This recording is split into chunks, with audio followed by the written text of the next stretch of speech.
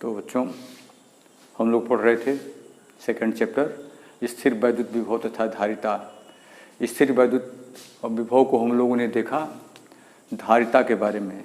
सामान्यतः धारिता से हमारा मतलब किसी चालक के वैद्युत आवेश संग्रहण करने की क्षमता से होता है कि किसी भी चालक पर कितना अधिक से अधिक मात्रा में आवेश दिया जा सकता है। ऐसा भी संभव है कि एक निश्चित मात्रा से अधिक आवेश दे दिया जाए तो आवेश उस पर न रुकें या आवेश उस पर न ठहरें। ठीक उसी प्रकार नहीं ठहरेंगे जैसे कि एक गिलास में जब पानी डालना होता है, आप डालते हैं तो जब भर जाता है तो भरने के बाद गिरने लगता है।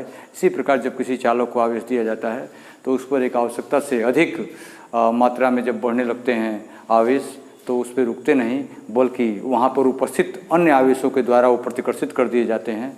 तो वो जो कि वायु को आयनित करने का काम करते हैं, एयर को आयनाइज करने का काम करते हैं।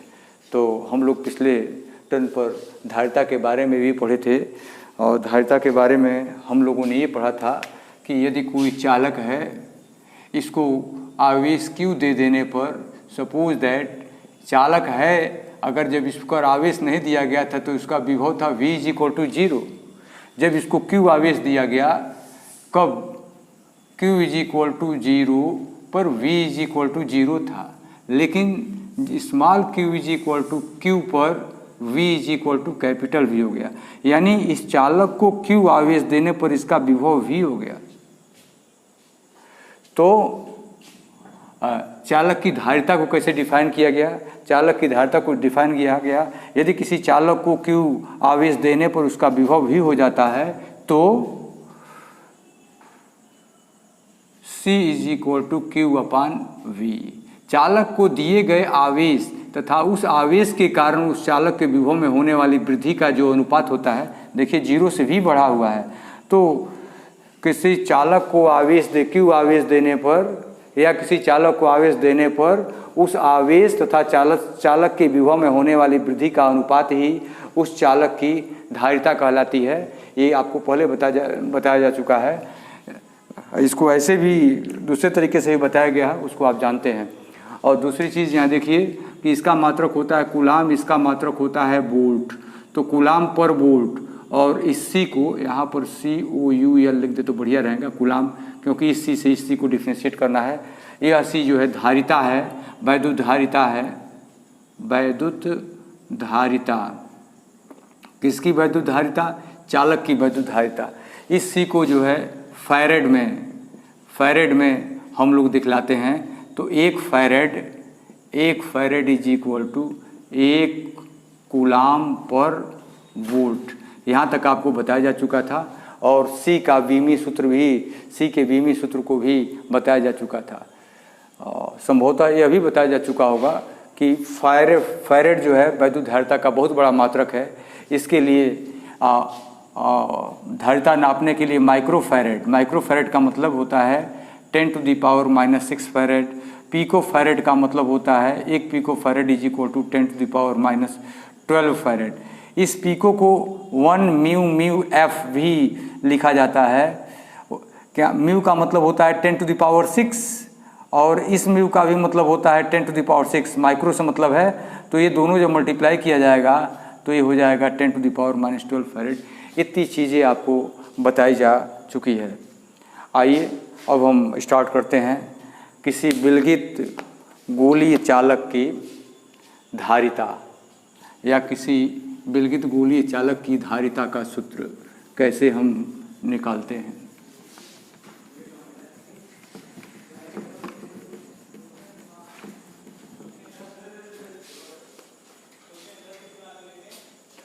किसी विलगित गोलीय चालक की धारिता।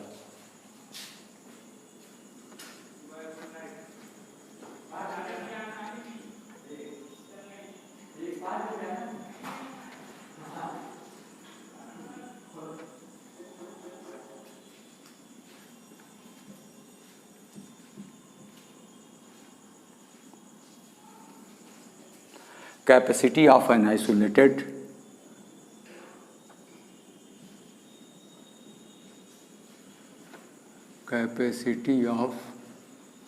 an isolated spherical conductor, spherical conductor कैसे निकालते हैं? माना ए त्रिज्या का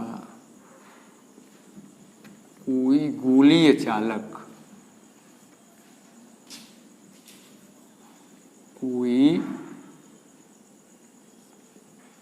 गोलीय चालक के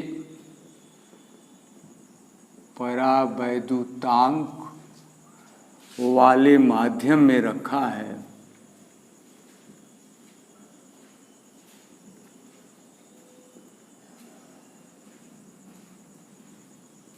माध्यम में रखा है, उसको रखा है कामा, उसको क्यू आवेश देने पर उसका विभव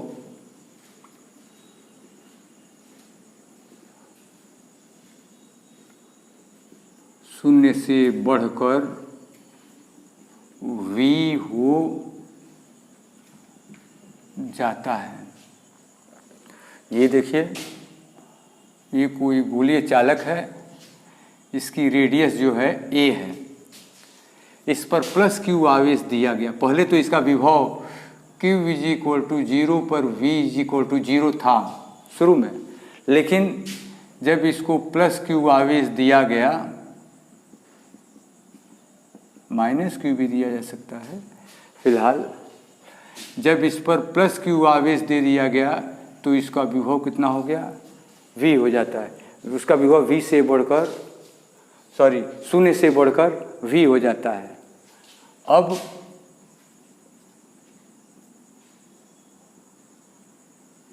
गोलीय पृष्ठ का विभव जब निकालेंगे तो आप जानते हैं कि गोलीय चालक को यदि q आवेश दे दिया जाता है तो उसका विभव आप जानते हैं, या उसके विभव का फार्मूला आप जानते हैं, आपको पीछे के चैप्टर्स में पढ़ाया जा चुका है। यदि नहीं जानते हैं तो वहाँ जा कर के एक बार स्टडी जरूर कर लीजिए। तो यहाँ पर v = 1/4 πε0 q/r लिखते थे, लेकिन यहाँ पर रेडियस a है तो यहाँ पर रेडियस a हो जाएगा। यहाँ पे ε0 के साथ हम k भी लिखेंगे, जहाँ k माध्यम का परावैद्युतांक है। यहाँ पर ये देखिए v = 1/4 πε0 k। ठीक है, आपने क्या किया, इसको q आवेश दिया तो इसके पृष्ठ पर जो विभव होता है v = पृष्ठ के बाहर किसी बिंदु पर अगर r दूरी पर देखेंगे तो यहीं पर k स्मॉल a के जगह पर r हो जाएगा, लेकिन पृष्ठ के अंदर देखेंगे तो पृष्ठ के अंदर भी इतना ही विभव होगा, ये आपको बताया जा चुका है। अतः गोलीय पृष्ठ का विभव जो है इतना होगा। अब क्या करेंगे, यदि गोलीय चालक की धारिता C हो तो C = q/v, तो इतना = हो जाएगा q/1/4 πε0 k, और ये हो जाएगा q/a। ये जब डिवाइड किया जाएगा तो इस q से यह q कैंसिल हो जाएगा, ये नीचे वाला पूरा का पूरा न्यूमरेटर में चला जाएगा या अंश में चला जाएगा, तो ये हो जाएगा C = 4 πε0 k × a। यह एक फार्मूला हो गया, इक्वेशन नंबर 1। यह फार्मूला याद है, इसका फार्मूला याद रहना ज़रूरी होता है क्योंकि न्यूमेरिकल्स जो है इसी फार्मूले पर सॉल्व किए जाते हैं। यदि गोला निर्वात या वायु में रखा हो, निर्वात या वायु में रखा हो तो K इज इक्वल टू 1।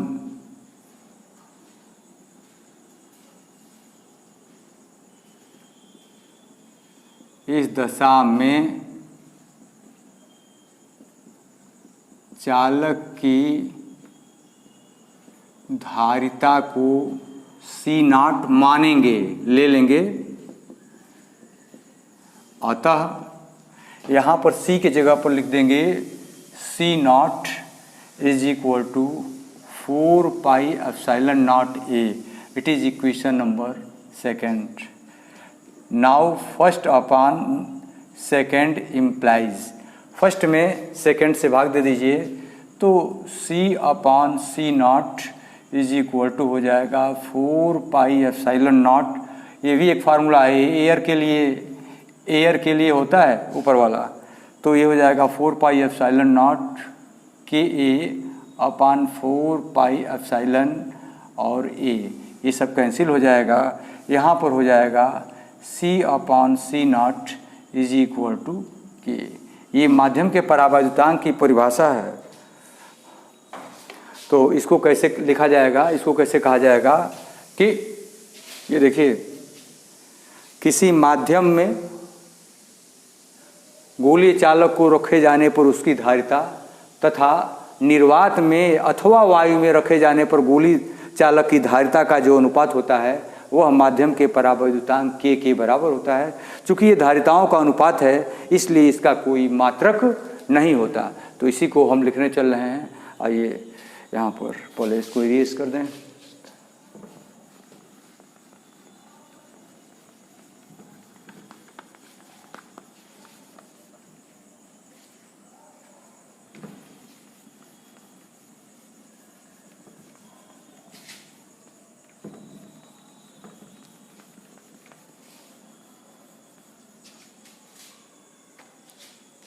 अतः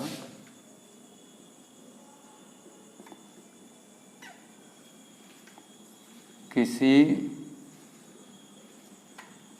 माध्यम में गोलीय चालक की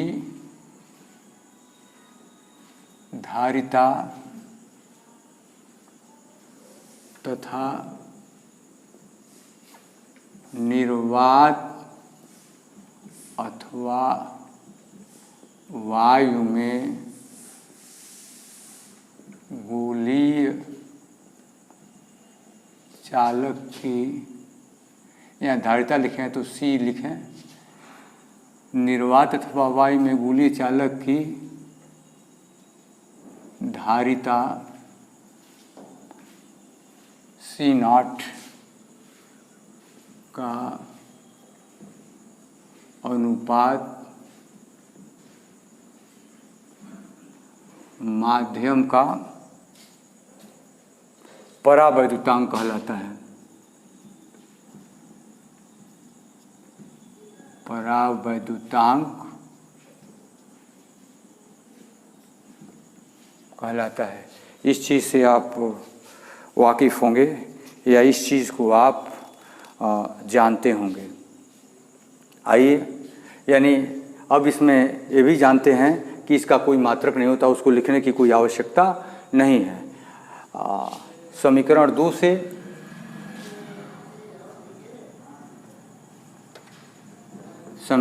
से यहाँ से epsilon nought is equal to C0 upon 4 pi epsilon A। Epsilon nought is equal to C0 upon 4 pi A हो जाएगा। यहाँ C0 की जो वैल्यू है ये फैरेड में होती है, हम इसका मात्रक निकालने चल रहे हैं तो ये फैरेड में होती है। ये आपका मतलब होता है फैरेड, फैरेड आपके लिए लिख दे रहे हैं। और 4 पाई का कोई मात्रक नहीं होता। ए रेडियस है, त्रिज्या है, त्रिज्या का मात्रक मीटर होता है, तो फैरेड पर मीटर इसको लिखा जा सकता है फैरेड पर मीटर। ये एप्सिलॉन का मात्रक हो जाएगा। एप्सिलॉन नॉट का मात्रक फैरेड पर मीटर, या फर्स्ट चैप्टर में आप लोगों ने पढ़ा है कि एप्सिलॉन नॉट का मात्रक जो होता है कूलाम स्क्वायर पर न्यूटन मीटर स्क्वायर भी होता है, या कूलाम स्क्वायर पर newton metre square. First chapter में जाकर के और देखिए, यहाँ पर ज़्यादा इसको एक्सप्लेन करने लगेंगे कैसे होता है, तो फिर it will take more and more time. तो जो पहले पढ़ाया जा चुका है उसको मैं सोच रहा हूँ कि यहाँ पे रिपीट न करूँ, या यदि बहुत आवश्यक होगा तो उसको रिपीट भी कर दूँगा, लेकिन हमको नहीं लगता है कि यहाँ पे इतना आवश्यक है। तो इस तरीके से आपने देखा कि विलगित गोलीय चालक की धारिता। देखिए, हमको ये ब्लू से लिखे थे तो इसको ब्लैक से लिखना चाहिए, फिलहाल कोई बात नहीं। आप लोग सुधी श्रोतागण एवं दर्शकगण हैं, समझ सकते हैं। जल्दीबाजी में मैं कुछ भी कर देता हूँ, कैसे भी सिद्धांत समझने से मतलब रखना चाहिए। डिफरेंट कलर्स के पेन कोई माने नहीं रखते हैं। तो आपको ये दिखाया गया कि विलगित गोलीय चालक की धारिता 4 पाई एप्सिलॉन नॉट के ए, या C naught is equal to 4 pi epsilon naught A, where A is the radius of the sphere, या स्फेरिकल कंडक्टर कह लीजिए। तो ये था। और आपने ये भी देखा कि दोनों की धारिताओं का अनुपात, माध्यम में धारिता तथा वायु में धारिता का जो अनुपात है परावर्तनांक के बराबर है। और एक आप ये भी पाए हैं कि एप्सिलॉन नॉट यानी permittivity of free space, permittivity of free space, इसकी हिंदी, रुकिए, एप्सिलॉन नॉट की हिंदी, एप्सिलॉन नॉट परमिटिविटी, हाँ, निर्वात की विद्युतशीलता, इसको इसकी अंग्रेजी होती है, ये एप्सिलॉन नॉट को बोलते हैं, ये निर्वात की विद्युतशीलता बोला जाता है। निर्वात की विद्युतशीलता, ये तो आप लोगों की जानकारी के लिए था। फिलहाल तो यहाँ तक हम लोगों ने देखा। अब आइए इसके बाद से हम चलते हैं अगली हेडिंग पर, आवेशित चालक की स्थितिज ऊर्जा।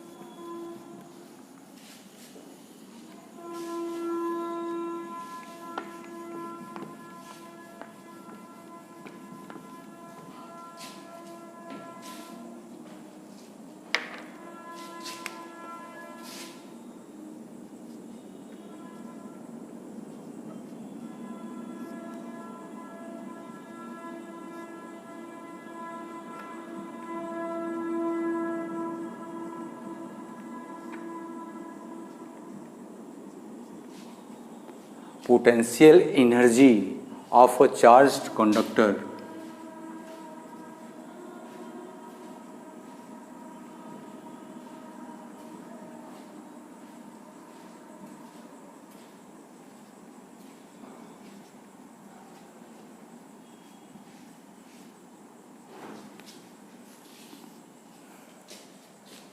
कैसे इसको निकाला जाता है। देखिए, कोई चालक है, सामान्यतः गोली ही मैं बना लेता हूँ, किसी भी आकार का बनाया जा सकता है। कोई चालक है, तो प्रारंभ में क्या था, प्रारंभ में Q is equal to and V is equal to 0। उस पर कोई आवेश भी नहीं था, इस पर कोई आवेश भी नहीं था, और इसका कुछ विभव भी नहीं था, यानी विभव भी इसका क्या था, विभव भी इसका शून्य था। अब क्या, तो पहले तो मैं इसको आवेशी चालक की स्थितिज ऊर्जा को डिफाइन कर दें। किसी चालक को आवेशित करने में कार्य करना पड़ता है।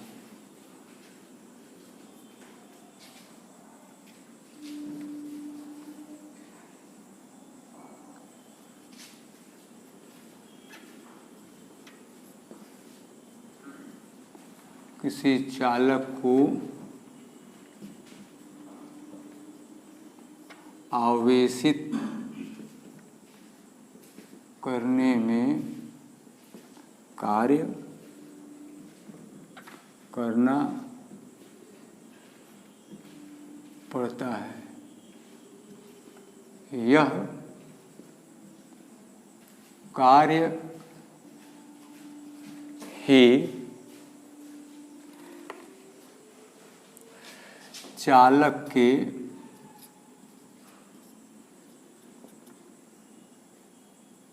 समीपस्थ वैद्युत क्षेत्र में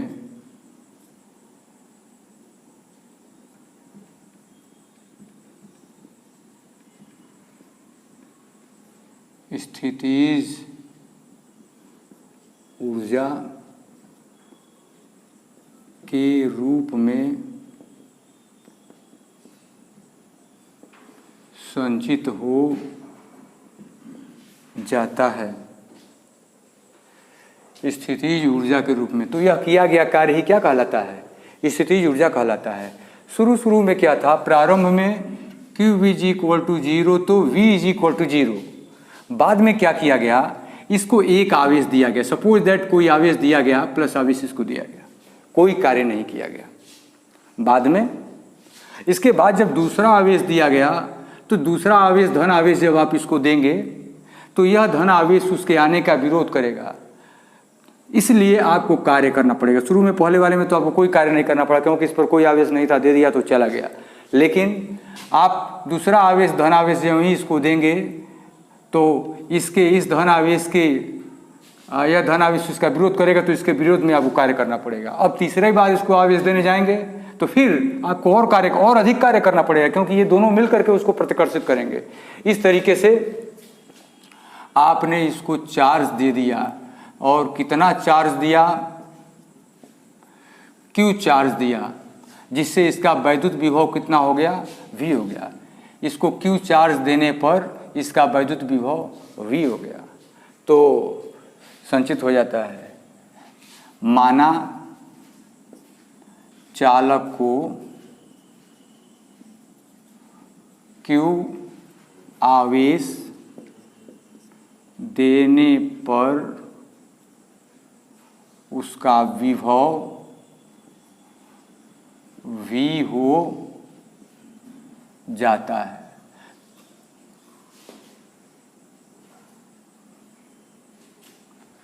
तो ज्यों ज्यों आवेश देते जाएंगे इसका विभव जो है बढ़ता चला जाएगा।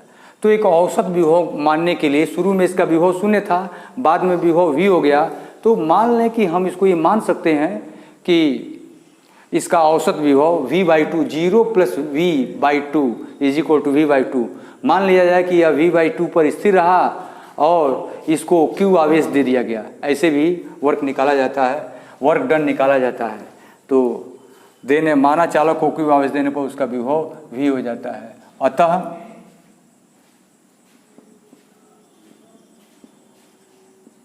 चालक को दिया गया आवेश बराबर Q और चालक का औसत विभव बराबर 0 plus V/2 is equal to V/2। इस प्रक्रिया में किया गया कार्य, इस प्रक्रिया में या चालक को आवेशित करने में किया गया कार्य, इस प्रक्रिया में किया गया कार्य लिखें, या चालक को आवेशित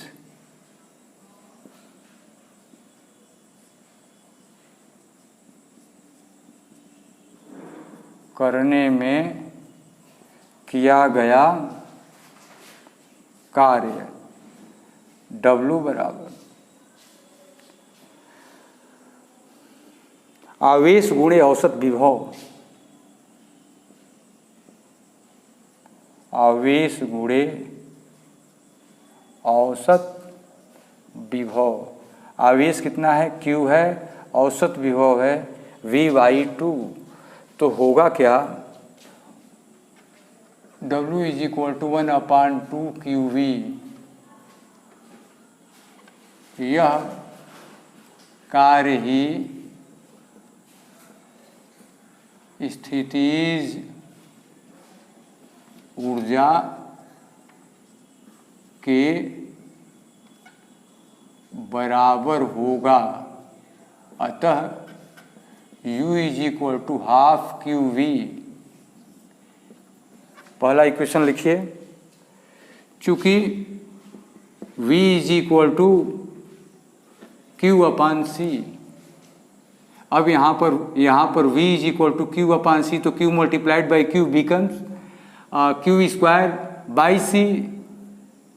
चूँकि V = Q/C, इसलिए U = 1/2, यहाँ पर Q multiplied by Q/C = 1/2 Q²/C। एक फार्मूला ये बन गया। दूसरा फार्मूला Q = CV। अब Q = CV रखने पर, आप इस फार्मूले को जानते हैं, परिचित हैं, तो Q = CV रखा जाएगा, तो U = 1/2 C²V²/C, तो U = हो जाएगा 1/2 CV², 1/2 CV²। ये तीन फार्मूले हो गए आवेशी चालक की स्थितिज ऊर्जा के। और यहाँ पर देखिए, यहाँ पर Q को कूलाम में रखते हैं और C को किस में रखते हैं, फैरेड में रखते हैं। यहाँ पर C को फैरेड में और इसको V को वोल्ट में रखते हैं। इस तरीके से जब रखिएगा तो you will get the answer U। इस U को जो है आप पाइएगा जूल में, या U जो है जूल में मिलेगा। ये तो आपके लिए रखा गया है, आपको ये लिखना कोई आवश्यक नहीं है, बस केवल इसे बता दिया गया। इसको सॉल्व करने की एक वैकल्पिक विधि भी होती है, दूसरे तरीके से भी, अल्टरनेटिव मेथड, दूसरे तरीके से भी इसको by the method of integration, उससे भी इसको सॉल्व किया जा सकता है। आइए, मैथमेटिक्स वाले बच्चे इंटीग्रेशन से करना ज़्यादा आसान समझते हैं, तो आइए ज़रा सा हम आपको by the method of integration, लेकिन उसमें इतनी ढेर सारी भाषाओं को नहीं ऐड करूँगा।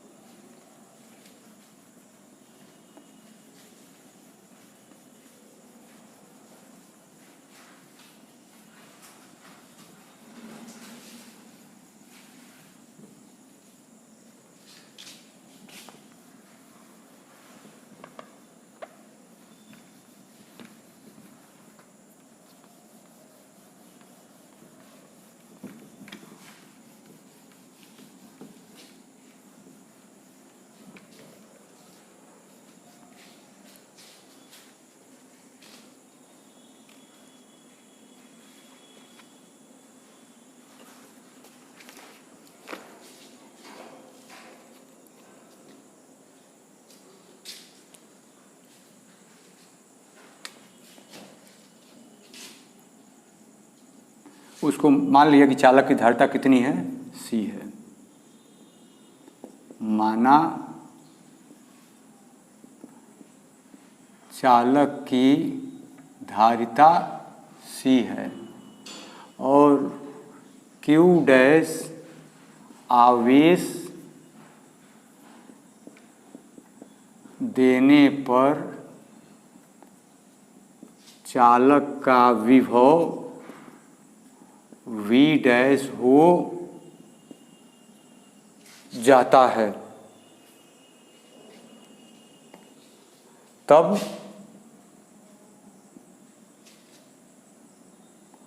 V dash is equal to Q dash upon C, या V prime is equal to Q prime. Q is equal to CV होता है, फार्मूला एक जानते हैं आप, Q is equal to CV, यही से V is equal to Q upon C। इसी फार्मूले का उपयोग हम बार बार कर रहे हैं कि विभव कैसे निकालेंगे, V dash is equal to Q dash upon C। अब मान लीजिए कि इसको Q डैश आवेश दिया गया था। अब क्या करते हैं, Q डैश आवेश दिया गया था तो इसका आवेश कितना हो गया, V डैश हो गया था। अब हम dq आवेश को देते हैं इसको ला करके, तो dq आवेश देने में किया गया कार्य। अब चालक को dq आवेश देने में किया गया कार्य dw। आप एक फार्मूला जानते हैं, W बराबर Q इंटू वी या V इंटू क्यू, कुछ भी है, यह बढ़ा हुआ विभव है या विभवांतर है और यह आवेश है। W बराबर V इंटू क्यू। तो यहाँ पर dw इज इक्वल टू हो जाएगा विभव गुणे आवेश। ये विभव है या विभवांतर, जितना विभव बढ़ा वो विभव गुणे आवेश। विभव कितना है, V प्राइम है, आवेग नहीं, आवेश मैं लिखता भी हूँ ऐसे। और यहाँ पर क्या हो जाएगा, dq। अब यहाँ से V प्राइम की वैल्यू उठा करके यहाँ पर रख दीजिए, या V डैश की वैल्यू उठा करके यहाँ पर रखिए, तो ये हो जाएगा, ये तो आप लोगों के लिए है, इसको हटाइए। हाँ, क्या हो जाएगा, dw is equal to Q prime upon C और इंटू dq। आप चाहें तो यहाँ पर लिख सकते हैं V प्राइम का मान रखने पर, तो ये हो गया। अतः चालक को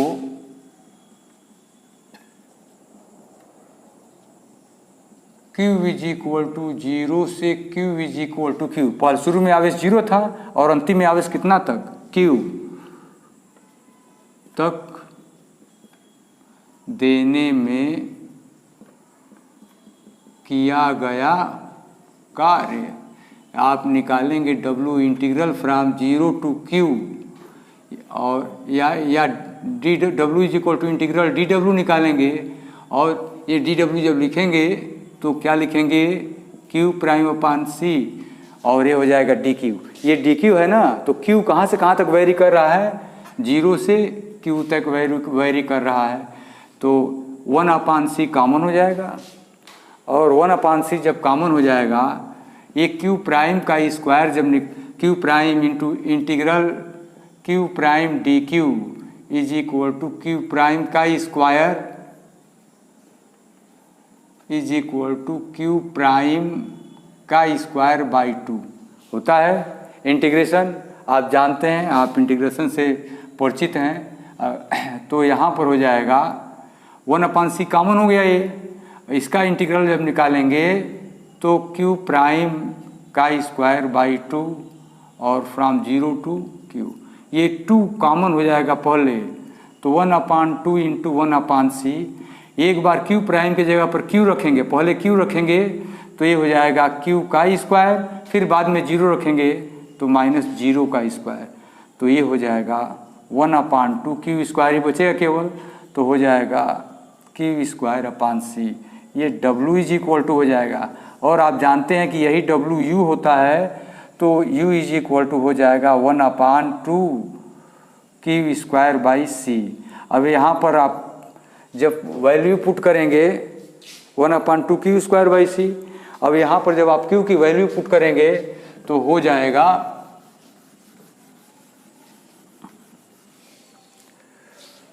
Q is equal to CV रखने पर U is equal to 1 upon 2 C square V square upon C is equal to half CV square.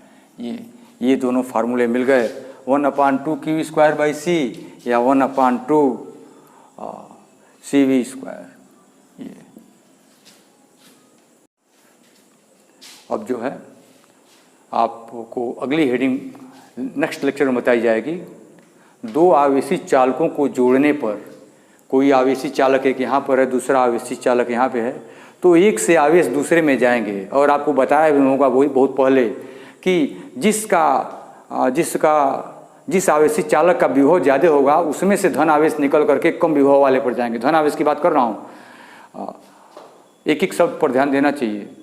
तो जिसका विभव अधिक होगा वहाँ से धन आवेश निकल करके कम विभव वाले पर जाएंगे, और तब तक चलते जाएंगे जब तक कि दोनों का विभव समान न हो जाए।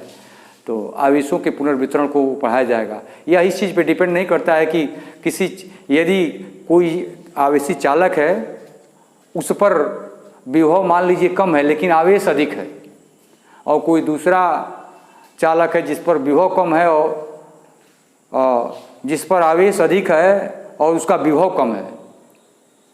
मैं बोलने में कहीं कुछ गलत कर रहा हूँ। दो चालक, ये देखिए,